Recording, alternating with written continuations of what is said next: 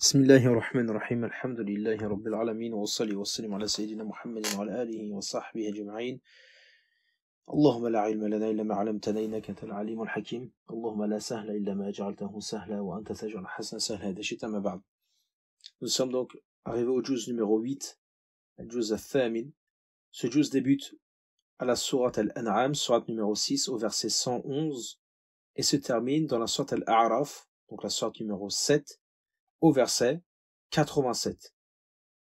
Alors les différentes thématiques qui vont débuter dans ce premier hizm numéro 15, et donc la première partie et première moitié de ce juz numéro 8, Allah va nous parler de l'obstination et l'entêtement des polythéistes à ne pas croire, et cela même si on leur envoie des preuves évidentes et on leur envoie des signes à profusion, ils continueront de rester dans cet état-là. Puis Allah va nous parler et va mettre en évidence que le Coran est la preuve évidente de la prophétie. La thématique qui va suivre, Allah va nous annoncer l'interdiction de suivre les égarements des polythéistes et également de manger leur viande qu'ils ont sacrifiée. Et si on s'arrête un peu là-dessus, on se rend compte de l'importance du croyant, ou pour le croyant, de rechercher la viande licite. Et quand on parle de viande licite, c'est pas seulement s'arrêter sur une simple inscription halal sur la viande ou sur le produit qu'on achète, mais sachez qu'aujourd'hui il y a tellement de magouilles, tellement de manque de confiance qu'il faut essayer de regarder des certifications qui sont sérieuses et acheter de ces certifications-là. Donc c'est le minimum quand même qui est demandé aux musulmans d'œuvrer là-dessus et de faire attention à ce détail. Puis dans la quatrième thématique, Allah va nous donner l'exemple de celui qui est guidé et celui qui est égaré. Et il va nous dire que celui qui est guidé, c'est comme quelqu'un à qui on a donné la vie, une lumière et qui marche avec dans l'obscurité, et que le second, lui, n'a pas de lumière et il marche complètement dans le noir et dans l'obscurité. Puis Allah va nous mentionner les demandes extravagantes des polythéistes de signes à chaque fois à leur messager et à chaque fois que leur messager leur amène des signes, ils vont les réfuter. La sixième thématique, Allah subhanahu wa ta'ala va nous parler de la voie droite et la récompense de ceux qui la suivent. Dans la septième thématique, Allah va nous indiquer certaines situations, certains discours et l'aveu notamment des incroyants ou des négateurs le jour dernier et leur aveu qui est terrible et leur regret terrible mais qui leur sera d'aucun secours ce jour-là. Dans la huitième thématique, Allah subhanahu wa ta'ala va menacer et avertir les négateurs de Quraysh. Dans la thématique suivante, Allah subhanahu wa ta'ala va nous donner des exemples du système qui est catastrophique des polythéistes, d'un système totalement partial, d'un système aléatoire, entre des interdictions qui ne tiennent sur aucune base. Ça c'est interdit, ça c'est permis, ça on le fait. Également le meurtre de leurs enfants et autres sur différentes croyances égaré, et il va donc mettre en avant ce système qui est complètement aléatoire et complètement qui ne tient sur rien et qui est injuste. La dixième thématique, Allah va réfuter les polythéistes en mettant en avant des preuves sur sa puissance créatrice et d'autres éléments à ce titre.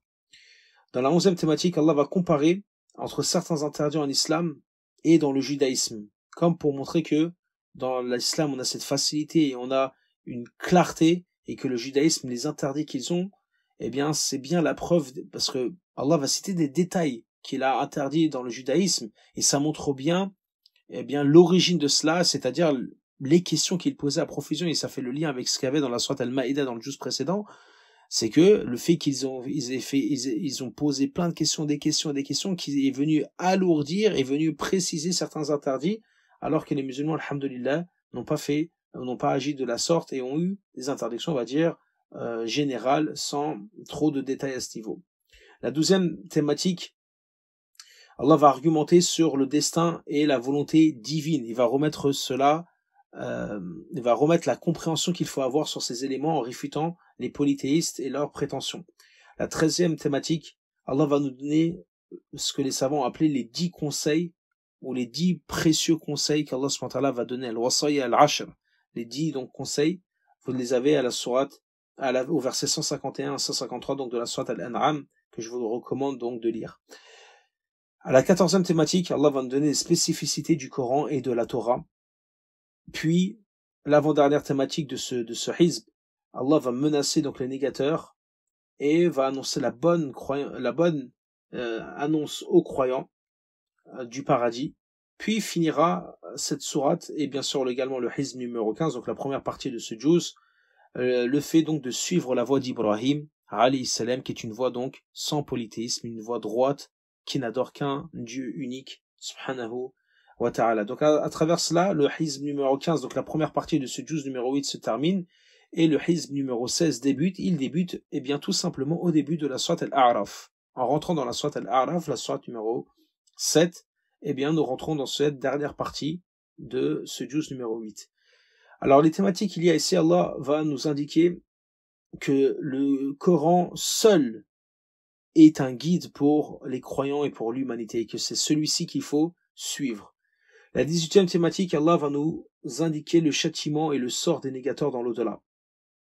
Puis va s'enchaîner l'histoire de la création d'Adam avec la prosternation des anges. Puis la thématique suivante va être l'habitat d'Adam dans le paradis avec des descriptions, puis son exclusion suite à cette faute commise. Puis Allah va nous parler de l'importance du vêtement et sa fonction, parce que c'est un lien avec Adam. Le fait qu'il ait mangé ce fruit défendu, eh bien ça a fait découvrir sa aura, ça a fait découvrir sa nudité. Et donc Allah va remettre en avant l'importance du vêtement et ses fonctions pour les croyants. Puis Allah va nous parler d'une thématique qui est présente encore aujourd'hui, qu'on peut constater dans la population, c'est le suivisme aveugle des parents, du peuple. Je crois en ce que mes parents croient, et parce qu'ils ont cru, et sans aucune preuve. Et donc Allah va rappeler que la croyance doit se faire sur des preuves et sur une base authentique, et non pas sur le simple suivisme de ses origines ou autres. La thématique qui va suivre par la suite, Allah va nous indiquer que Allah nous permet de nous parer, permet les parures, les belles choses et les bonnes choses. Allah subhanahu wa ta'ala les rend licites. Dans la 24e thématique, Allah va nous indiquer la base à travers laquelle se développent les interdits divins. Et que cette base, elle est liée à ce qu'il y a, dans ce qu'il y a en tout cas pour l'être humain en termes de préjudice ou de mal le concernant. Et c'est pas, les interdits ne sont pas des choses qui sont comme ça, sans aucune base, sans aucune valeur, sans aucun fondement. Non, le fondement de ces interdits, Allah subhanahu wa ta'ala va nous l'annoncer dans ce verset numéro 33, où il nous indique que, eh bien, ces interdits sont issus de quelque chose où il y aurait un mal pour les humains dans ce bas monde. Puis la thématique qui va suivre, ça sera le sort des négateurs et menteurs qui ont menti sur Allah subhanahu wa ta'ala. Et la thématique qui va la suivre, c'est le sort des croyants sincères et leur sort le jour dernier. Puis va arriver cette partie qui est intéressante et qui est une partie que vous retrouvez ici seulement dans Surat Al-A'raf, notamment cette communication et ce discours entre les gens du paradis et les gens de l'enfer, que vous avez dans les versets 44 et 47. Et il va y avoir ensuite ce discours entre les gens d'Al-A'raf et de l'enfer, et Allah va nous mettre leur conversation et ce qu'ils vont se dire. Les gens de l'A'raf, ce sont ces gens qui sont à 50-50. Ils ne penchent ni pour l'enfer ni pour le paradis, et ils vont rester sur cet endroit qui s'appelle Al-A'raf un certain temps, à ce niveau-là qu'Allah subhanahu wa ta'ala voudra. La thématique suivante, c'est que nous allons avoir ces versets qui sont terribles quand on les lit, la demande donc de secours des gens de l'enfer aux gens du paradis. Ils vont leur demander de l'eau. Donnez-nous un peu d'eau, s'il vous plaît. On est en grande difficulté, et les réponses qui vont être apportées des gens du paradis les concernant. Dans la thématique suivante, Allah subhanahu wa ta'ala va nous citer l'expression sincère des regrets des négateurs le jour dernier, mais qui ne leur sera plus utile malheureusement pour eux. 31e thématique, Allah va nous remettre en avant des preuves de sa divinité, subhanahu wa ta'ala, et que c'est la seule divinité digne d'être adorée. Puis la 32e thématique va nous parler des convenances pour les doigts. Quelles sont les convenances à avoir pour le croyant lorsqu'il invoque son Seigneur, subhanahu wa ta'ala. Vous les avez au verset 55-56. La 33e thématique, Allah va nous réaffirmer les preuves de la résurrection et de ce rendez-vous qui nous attend tous le jour dernier. Puis, à partir des thématiques qui vont suivre, nous allons avoir une succession d'histoires de prophètes messagers avec leur peuple. Le premier, ça va être le message de Nuh à son peuple. Puis le deuxième, le message de Hud à son peuple Ad. Puis ensuite va succéder l'histoire de le message donc de Salih alayhi salam à son peuple Thamoud. Puis le message de Lot alayhi salam à son peuple. Et ce hizb et ce juz se terminera avec le message de Shu'aib à son peuple Madian. Donc il se finira au verset 87 et c'est la fin du juz et du hizb.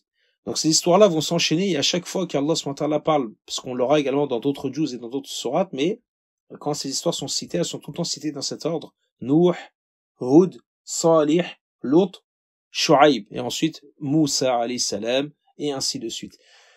Et bien sûr l'histoire de Shu'aib n'est pas terminée, mais on la complétera dans le juz numéro 9, puisque après cela, elle est à chevauche le juz numéro 8, la fin du juz numéro 8 et le début du juz numéro 9. Subhanakallahumma wa bihamdik, ashhadu an la ilaha illa ant, أستغفرك وأتوب إليك. اللهم صل وسلم وبارك على سيدنا محمد وعلى آله وصحبه أجمعين. سبحان ربك رب العزة عما يصفون والسلام على المرسلين والحمد لله رب العالمين والله أعلم والسلام عليكم ورحمة الله تعالى وبركاته.